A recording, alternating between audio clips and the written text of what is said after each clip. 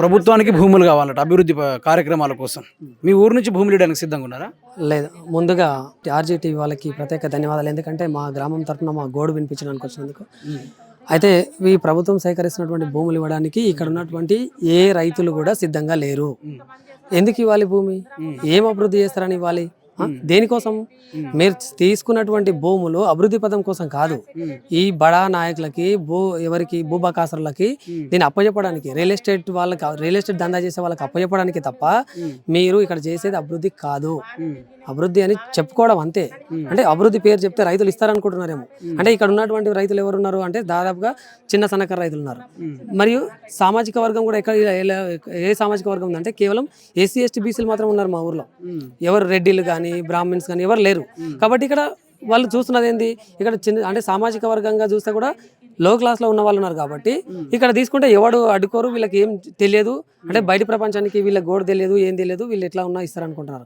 అదేమి నైట్ సర్వేలు జరుగుతా ఉన్నాయి డ్రోన్లతోటి జరుగుతున్నాయి. నైట్ ప్రతిరోజు డ్రోన్ల ద్వారా సర్వేలు చేస్తున్నారు. అంటే మీరు వద్దంటే కూడా తీసుకోవడానికి సిద్ధం అవుతున్నారు. వాళ్ళు సిద్ధమైతే మేము ఇవ్వాలి కదా. వాళ్ళు అనుకుంటే సరిపోతుందా? అంటే మీ నోటితోటి సరి అనిపించేటట్టుగా చేస్తామని చెప్తా ఉన్నారు. ఏం చేస్తారు వాళ్ళు? మనోడితో సరి అనిపించేటట్టుగా ఏం చేస్తారు వాళ్ళు? ఏం చేస్తారు వాళ్ళు? అవసరం అయితే పోలీస్ బందోబస్తు దిపుతారు. పోలీస్ కేసులకు భయపడే రకం కాదు. ఆల్రెడీ తెలంగాణ ఉద్యమంలో కూడా మేము ఏందో తెలుసు. ఇక్కడ పోలీసులకు భయపడే వాళ్ళు ఎవరు లేరు.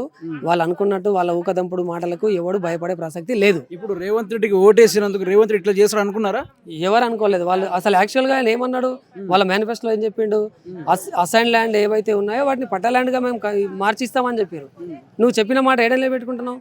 నువ్వు మళ్ళీ వచ్చి ఇప్పుడు కబ్జా గురి భూసేకరణకు రావడం అనేది అసలు చాలా దారుణం, అన్యాయమైనటువంటి చర్య ఇది.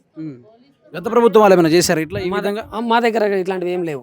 గత 10 సంవత్సరాల్లో ఇక్కడైతే అసలు ఈ భూసేకరణ కానీ ఇలాంటివి ఏం లేవు. చేయొచ్చు వాళ్ళు కూడా. ఇప్పుడు వాళ్ళకి అవసరమైన దగ్గర ఇప్పుడు మల్లన్న సాగర్ ప్రాజెక్ట్ కోసము అంటే నీళ్లు, ఇప్పుడు కాళేశ్వరం ప్రాజెక్ట్ కోసం చేసి ఉండొచ్చు.